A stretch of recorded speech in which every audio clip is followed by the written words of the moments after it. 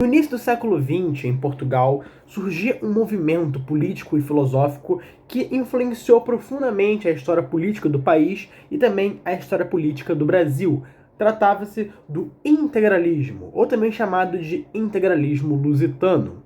Era um grupo de terceira posição que defendia especialmente a monarquia tradicional, o corporativismo orgânico, a moral católica, o nacionalismo, o ruralismo e também o antiliberalismo e anticomunismo. E durante esta época, no auge do integralismo lusitano, um jovem intelectual e jornalista brasileiro viajou até Portugal e teve forte contato com os integralistas. Este jovem é nada mais nada menos do que Plínio Salgado, o fundador do integralismo brasileiro.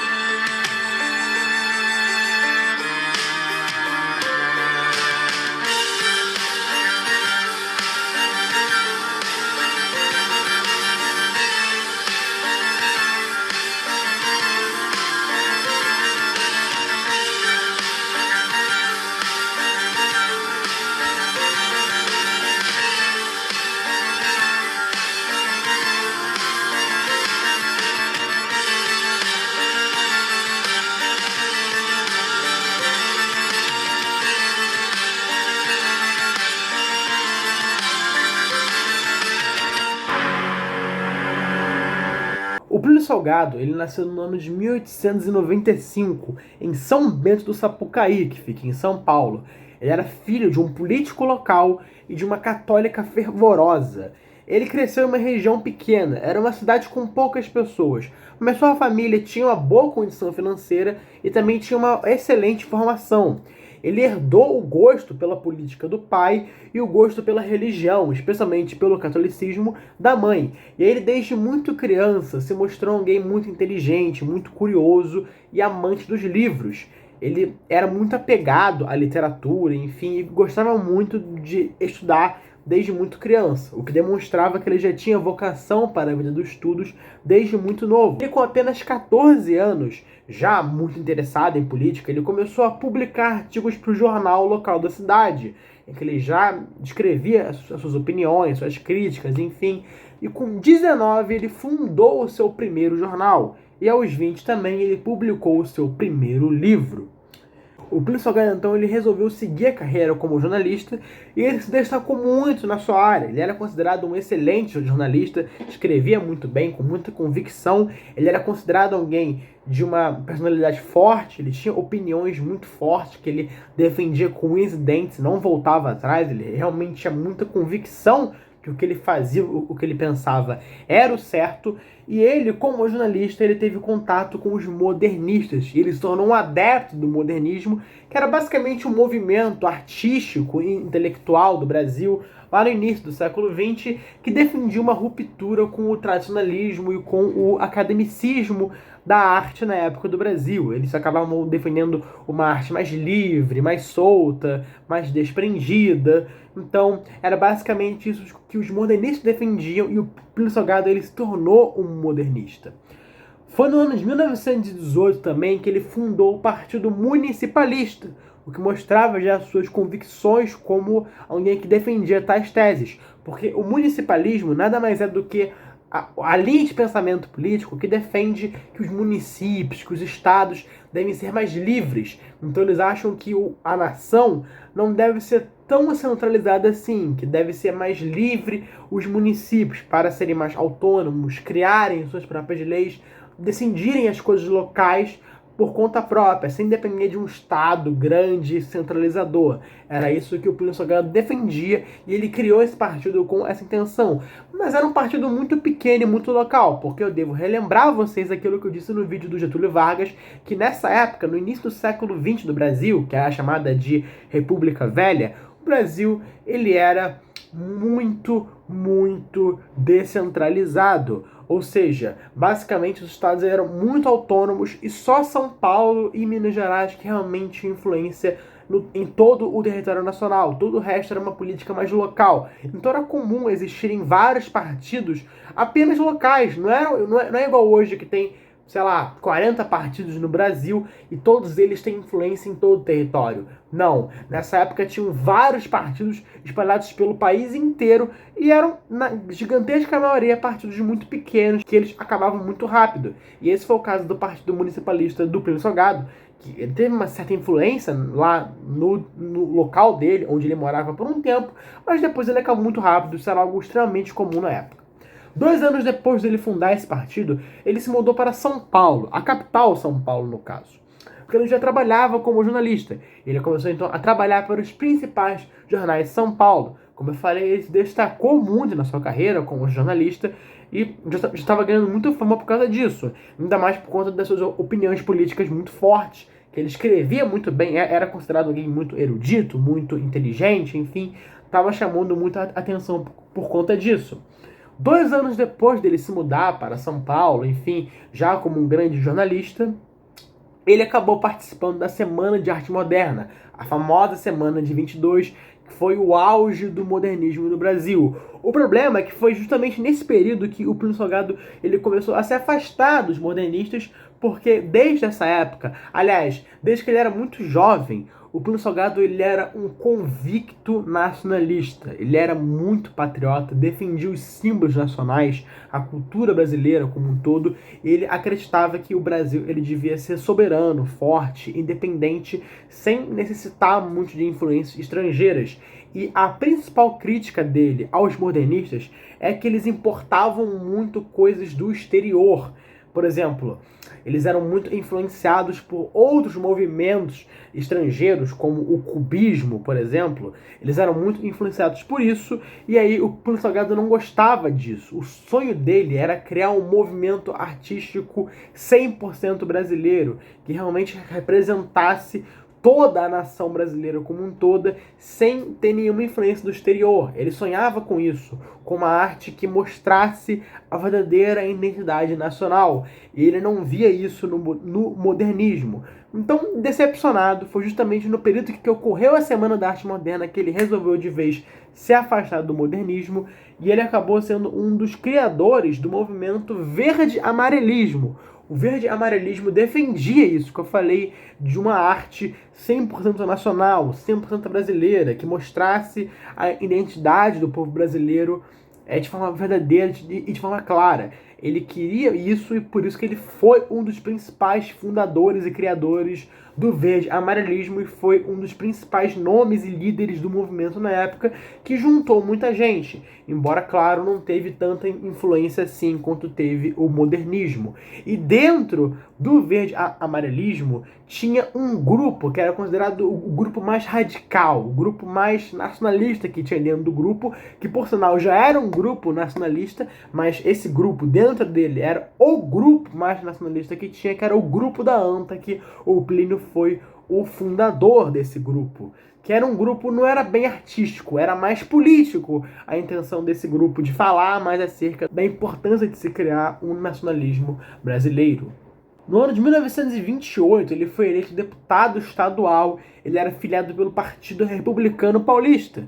E o que acontece é que, como eu falei lá no vídeo do Getúlio Vargas, essa época do Brasil estava muito efervescente, digamos assim, o cenário político do Brasil na época, porque um ano após ele ser eleito, ou seja, no ano que ele ia assumir seu cargo como deputado estadual. Ocorreu a crise de 29, que aí gerou várias revoltas, fez o Aston Luiz indicar outro candidato paulista no seu lugar, e aí isso depois iria gerar a Revolução de 1930. Então nós vemos que era uma época muito, assim, de muita tensão política nessa época. Então o Plínio mal foi, então, ocupado, né, a sua carreira como deputado, que ele já viu que o Brasil estava um caos, estava uma bagunça, e ele queria realmente mudar esse cenário, mas ele não sabia ainda como. Ele estava tentando, ele escrevia diariamente no jornal as suas convicções políticas, ele fundou um movimento artístico inteiro em defesa das suas ideias, enfim, culturais, mas o Brasil estava uma bagunça ainda assim. O que aconteceu esse ano, em 29, que foi o ano que ele assumiu como deputado estadual, que o filho de Souza Aranha, que era o chefe dele no jornal que ele trabalhava, ele teve que viajar para a Europa para estudar. E o Souza Aranha escolheu o Plínio Salgado como tutor do seu filho para viajar para a Europa junto com ele. O Plínio e o filho do Souza Aranha, então, viajaram por vários países da Europa por vários meses, enfim, com o Plínio Salgado ensinando ele, porque eu quero que vocês se lembrem que o Plínio Salgado, ele era alguém muito erudito, ele era muito culto, enfim, ele conhecia artes, conhecia línguas, conhecia várias culturas diferentes, conhecia várias obras filosóficas, era alguém bastante inteligente. Então ele foi para a Europa com a intenção de educar o filho do Souza Aranha lá. Mas na Europa da época estava crescendo muito os grupos nacionalistas, na França, na Itália e em Portugal. E foi passando por Portugal que Plínio Salgado acabou conhecendo os integralistas, o movimento do integralismo lusitano que influenciou profundamente o Plínio Salgado. E aí tem um erro que muitas pessoas cometem acerca do Plínio Salgado, que pensam que ele foi influenciado mais pelo fascismo italiano do que pelo integralismo lusitano. Isso não é verdade. De fato, é inegável que o Plínio ele foi sim influenciado pelos fascistas italianos. E que no início da sua carreira política, o Plínio Salgado admirava o Mussolini. Isso é fato, isso é registrado, não tem como negar isso. Mas também é outro fato de que ele fundou o integralismo brasileiro, especialmente influenciado pelo integralismo lusitano, que veio antes, enfim, e que ele teve essa influência lá em Portugal, e ele quis trazer o que ele viu em Portugal para o Brasil. E foi justamente isso que ele fez. E ele voltou justamente apoiando o Getúlio Vargas, porque o Vargas ele tinha várias ideias que eram muito compatíveis com as dele. O Vargas ele era alguém muito nacionalista, como eu falei, ele era desenvolvimentista, ele defendia o corporativismo, ele era alguém conservador nos costumes, em certo sentido, não tanto quanto o Plínio Salgado, mas o Getúlio também era, de certa maneira, um pouco. Então, várias ideias do Getúlio estavam de acordo com a dele. O Getúlio também ele era um profundo antiliberal e anticomunista, então até então o Getúlio ele mostrava estava completamente de acordo com a filosofia política do Plínio. Então ele apoiou o Vargas na Revolução de 30, ele realmente gostou de vê-lo como o novo presidente, enfim. E ele voltou justamente querendo fundar o integralismo brasileiro. E ele acreditava que o governo Vargas, junto com os integralistas do Brasil, iriam ser os responsáveis por salvar o Brasil da lama, de vez por todos. Na cabeça do Plínio, o Getúlio Vargas e os integralistas juntos, como aliados, iriam salvar o Brasil, iriam transformar ele no melhor país do mundo. Isso era o que o Plínio Salgado realmente acreditava. No ano de 1931, o Plínio Salgado ele se tornou redator do jornal A Razão. E foi lá que ele realmente começou a escrever seus primeiros artigos oficialmente como o integralista. E no ano seguinte, em 1932, ele fundou a Ação Integralista Brasileira, o partido oficial de Plínio Salgado, mais famoso, mais influente, enfim, que realmente fez com que o integralismo realmente viesse para o Brasil com força total. E nesse ano, fundando a Ação Integralista Brasileira, o Plínio Salgado ele também lançou o Manifesto à Nação Brasileira, que era basicamente a base política de pensamento do integralismo. Era um livreto, né, que mostrava o que o Plínio Salgado defendia, o que o integralismo defendia, o que ele queria para o Brasil, que Como eu falei, basicamente o movimento, né, do integralismo, ele era uma terceira posição, porque na época o mundo estava muito dividido entre o capitalismo e entre o comunismo. Basicamente os países escolhiam um ou outro. Ou você era um capitalista liberal, ou seja, Estado mínimo, privatizações, livre mercado, isso tudo.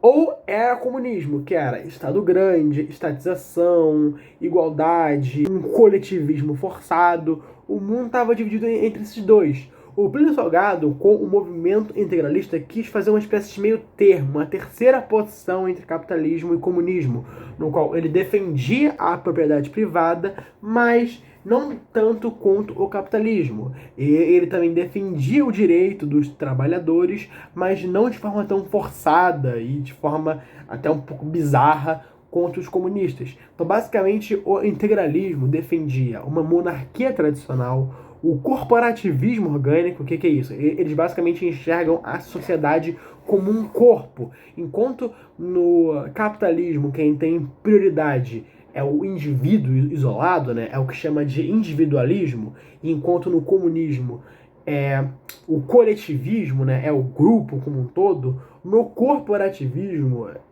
se valoriza os dois, porque entende que tem a importância dos indivíduos, mas que esses indivíduos estão divididos em grupos diferentes. Então, nós temos pessoas que são atletas, tem pessoas que são jornalistas, tem pessoas que são operários, tem pessoas que são escritores, tem pessoas que são médicos. Então, a sociedade está dividida em vários grupos diferentes. E aí, esses grupos são como que órgãos, como que membros de um mesmo corpo. E esse corpo é a sociedade. Então, essa é a visão dos corporativistas. Enxergam a sociedade como um corpo, e esse corpo deve ser harmônico. Se um grupo não se dá bem com o outro, acaba dando ruim. Então, eles querem conciliar, basicamente, ricos com pobres, enfim, eles querem fazer isso. Atender aos desejos de todas as pessoas, do patrão e do trabalhador, sabe? De basicamente isso tudo. E além de também defenderem isso, eles também são muito nacionalistas, eles também são muito conservadores, defendem a moral e a cultura católica. Basicamente era isso que os integralistas defendiam, e ele expôs isso tudo no seu manifesto à nação brasileira. Foi também durante esse período de 32 até 37, mais ou menos, que o Plínio Salgado ele acabou chamando muitas pessoas para o seu movimento, mas assim, muitas. O integralismo brasileiro, ele é oficialmente o maior movimento político de massas que o Brasil já teve, porque tinha milhões de pessoas filiadas à integralista brasileira. Milhões. Homens, mulheres, brancos e pretos, ricos e pobres. Era uma coisa bonita até de se ver, porque nós vimos pessoas que não tinham nada a ver umas com as outras se juntando em torno de um ideal. E nessa época foi escrito vários livros, artigos, foi criados jornais, tudo em defesa do integralismo. Os integralistas, eles faziam manifestações na rua, eles davam panfletos para as pessoas, chamavam as pessoas para o movimento. E aí o Plínio Salgado aí agora sim que entra na parte do fascismo, porque muita gente comete o erro crasso de achar que integralismo e fascismo são a mesma coisa. Não são de maneira nenhuma. E os principais integralistas do Brasil cansaram de falar isso. E quem são esses principais integralistas? Nós temos o próprio Plínio Salgado, nós temos Gustavo Barroso, nós temos Miguel Reale. Todas as pessoas eram integralistas. E todas elas sempre escreveram as principais diferenças que tinham entre os integralistas e os fascistas. Onde é que ocorre a confusão? A confusão ocorre que é porque tanto integralistas quanto fascistas defendem o nacionalismo, o antiliberalismo e o anticomunismo. Mas basicamente é isso. A diferença praticamente acaba aqui. Porque a partir daqui é uma diferença absurda. Por exemplo, o integralismo defende a democracia orgânica. O fascismo não. O integralismo defende o corporativismo orgânico, tradicional e cristão. O fascismo defende o corporativismo forçado e tirânico. O lema do integralismo brasileiro era: o Estado verdadeiro é aquele que age em Cristo e vai para Cristo. O lema do fascismo era: tudo para o Estado, nada contra o Estado. E o principal, no fascismo ocorria muito a chamada, né, estadolatria, o culto muito exagerado ao líder. Como, por exemplo, faziam com Mussolini, chamando ele de Dulce, enfim. No integralismo não tinha isso. Não tinha esse culto ao Estado. Porque o que se cultuava no integralismo era Deus, Pátria e Família. O que se cultuava no fascismo era o Estado.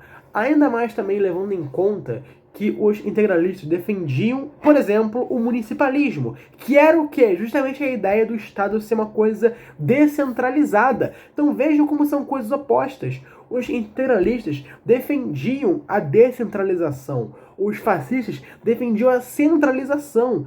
Então são tantas diferenças, mas o pessoal fica focado na parte do não, porque os dois são nacionalistas, os dois combatem tanto liberais quanto comunistas. E aí acha que é a mesma coisa, quando não é. Mas outra confusão que ocorre muito, eu acredito que seja por isso que muitas pessoas acham que o integralismo e o fascismo são a mesma coisa, é o fato de, como eu falei, o Plínio Salgado no começo, ele admirava Mussolini. Depois, quando o Mussolini se alia ao Hitler, o Plínio Salgado oficialmente deixa de apoiar o Mussolini, deixa de admirá-lo. Isso é um fato biográfico da vida dele.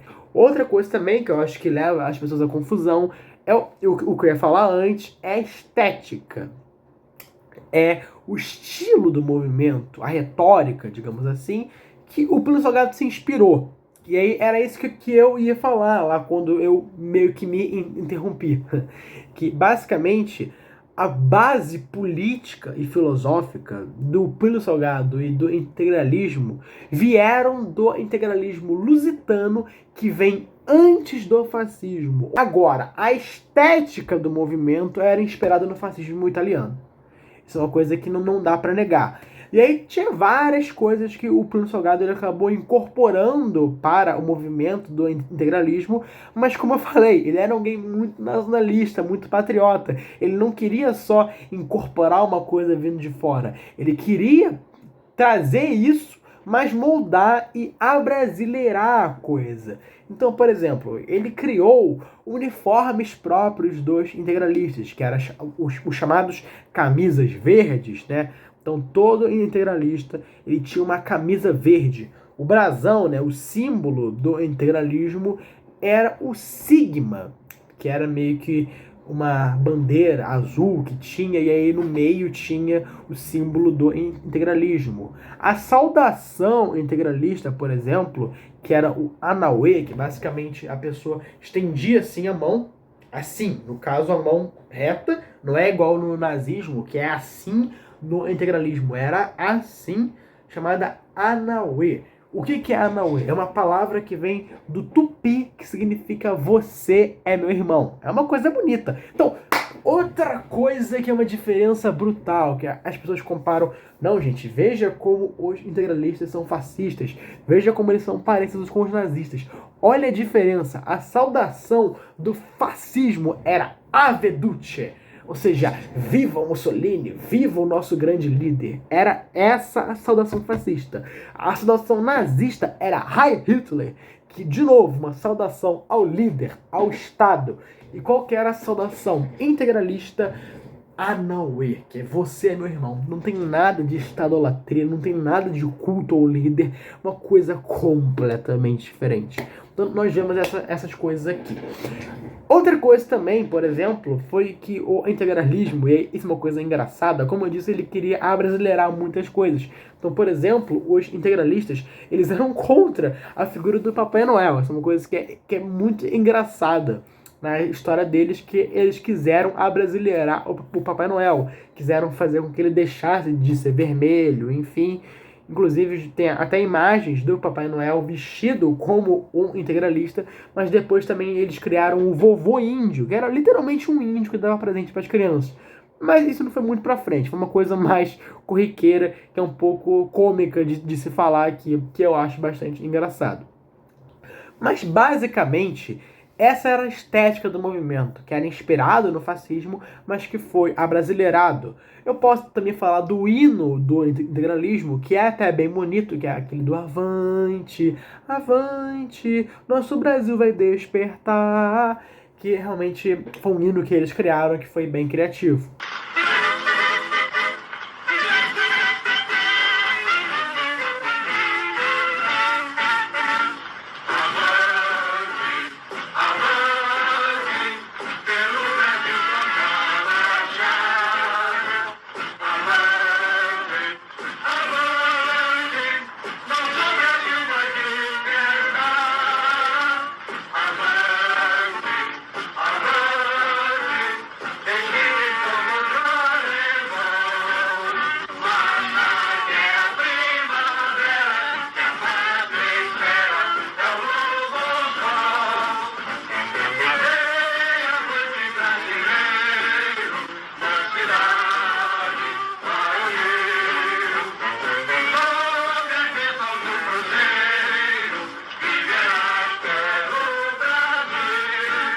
O auge do integralismo foi de 32 a 37, que muitas pessoas começaram a se filiar à ação integralista brasileira, e aí realmente tiveram muita influência. O que acontece em 37 é o fato de que Getúlio Vargas dá um golpe criando o Estado Novo. E aí, ao criar o Estado Novo, o Getúlio Vargas ele acaba banindo todos os partidos políticos que tinham, inclusive a AEB, né? Inclusive a Ação Integralista Brasileira. E banindo o partido do Plínio Salgado, o Plínio Salgado ele achou que no começo isso talvez seria bom, mas depois que ele viu que o Vargas ele tinha a intenção de criar uma política própria, afastada dos integralistas, que o Plínio ele se decepcionou completamente. O Plínio Salgado, então, vendo que o Vargas não iria dar muito espaço para os integralistas, não ia se aliar a eles, não ia chamar eles para ajudá-lo a governar, o Plínio ele então começou a se tornar um opositor do Vargas, começou a criticá-lo nos jornais e tal. Inclusive, no ano seguinte, em 38, ocorreu uma revolta por parte de alguns integralistas em Vargas, mas foi totalmente falho, não deu nem um pouco certo. Isso acabou gerando perseguição do Vargas contra os integralistas. O Vargas ele começou realmente a perseguir os integralistas, começou a ver eles de uma forma ruim. E basicamente então essa foi a pior época do Plínio. O Plínio realmente ele começou a ser muito mal visto, ele era alguém que era muito famoso no Brasil inteiro, mas ele começou a ser mal visto nessa época, começou a ser considerado um inimigo do Getúlio Vargas. E isso fez com que no ano de 1939 o Plínio Salgado fosse preso e exilado para Portugal, que na época Portugal estava no governo de Antônio Salazar, que era um profundo nacionalista católico, ele era monarquista, ele era um cara profundamente anticomunista e antiliberal, ou seja, alguém totalmente compatível com as ideias do Plínio Salgado. Não é à toa que, então, que o Plínio, agora exilado em Portugal, ele teve forte contato com o governo de Salazar. Ele tirou foto com ele teve vários encontros pessoais com o Salazar. Era alguém muito íntimo dele, muito amigo, que ele realmente admirava muito. O Salazar o via como um herói. E foi lá em Portugal que o Plínio ele se afastou um pouco da política. Ele deixou de escrever vários e vários livros sobre o integralismo, sobre política. Ele começou a escrever livros de cunho mais filosófico, de cunho mais religioso, que embora esses livros do Plínio não sejam tão populares assim quanto são seus livros de política, são livros que estão por aí meio que perdidos quase, já que são os livros mais famosos, são os que tratam sobre política, mas é um fato que ele escreveu esses livros de filosofia, de religião, enfim, quando ele estava lá em Portugal. Mas ele voltou para o Brasil em 1946, já que no ano anterior, em 45, Vargas deixou de ser o presidente, ocorreu a redemocratização do Brasil, então o Plínio ele se viu livre para voltar. E agora voltando para o Brasil, bem, era uma época que não estava muito boa para o Plínio realmente mostrar suas visões políticas, porque muita gente, já desde essa época, começou a apontar o integralismo como um movimento fascista. Inclusive, teve uma forte campanha por parte do Plínio Salgado para ele mostrar o porquê que o integralismo não tinha nada a ver com o fascismo, mas isso não adiantou. O integralismo estava quase que morrendo. Por quê? Era pós-Segunda Guerra e o mundo sofreu muito nas mãos do fascismo e do nazismo. Então, você ser minimamente parecido com o fascismo, você lembrar o fascismo era uma coisa muito mal vista. Então o Plínio ele sabia que ele não podia voltar com a ação integralista brasileira, ele tinha que criar um outro partido. Esse foi o Partido da Representação Popular, que eram literalmente as mesmas ideias do integralismo, mas não era com aquela estética que tinha, aquele movimento, aquela retórica, não era isso. No ano de 1955, após então realmente ele voltar e tal, a publicar artigos, enfim, e ele realmente ser o líder do Partido da Representação Popular, o Plínio Salgado ele se lançou no ano de 55 como candidato a presidente. No ano anterior, o Vargas tinha morrido, e então o Plínio ele agora ele queria ser o novo presidente. Mas o que acontece é que ele acabou não sendo eleito. Ele recebeu 714 mil votos e não era nem um pouco suficiente para ele ser eleito o presidente. Mas ele não desistiu da sua carreira política. Ele realmente ainda queria ter muita influência ainda na política nacional. No ano de 1958, ele acabou se candidatando a deputado federal e foi eleito. Ele foi eleito deputado federal, ele conseguiu. Inclusive, ele acabou se reelegendo mais 3 vezes. Uma no ano de 1962, outra em 63 e outra em 70. Mas aí que tá, como vocês sabem, no ano de 64 ocorreu a ditadura militar. E o Plínio Salgado, antes da ditadura, ou seja, no ano de 58 e no ano de 62, ele era filiado ao partido que ele fundou, que no caso era o Partido de Representação Popular. Mas a partir do ano de 64, que o Brasil tinha só 2 partidos, que o Plínio ele se viu obrigado, então, a se filiar a outro partido sem ser do dele. Então, no ano de 66 e no ano de 70, ele se filiou, ele se reelegeu deputado federal pelo partido Arena, que era o partido oficial do governo. Ou seja, o Plínio Salgado ele foi, sim, um apoiador da ditadura militar. Mas, no ano de 75, ele, então, após o fim do seu 4º mandato, ele já com uma saúde muito debilitada, ele acabou falecendo aos 80 anos de idade. O Plínio Salgado ele é um dos políticos mais influentes que tem na história do Brasil, alguém muito polêmico, mas de fortes convicções. Isso não há a menor sombra de dúvida. Porque, embora o nome dele hoje não seja mais tão comentado, é um fato inegável de que o Plínio Salgado ele fundou o maior movimento de massa da história do Brasil. Um movimento que reuniu milhões de brasileiros por todo o território nacional em defesa de um ideal. Então, esse é o seu legado. Seu nome ficará sempre marcado na história do Brasil por conta disso. Então é isso, gente. Espero que vocês tenham gostado. Não se esqueça de deixar o seu like, compartilhar esse vídeo para seus amigos e familiares. E é isso. Um abraço.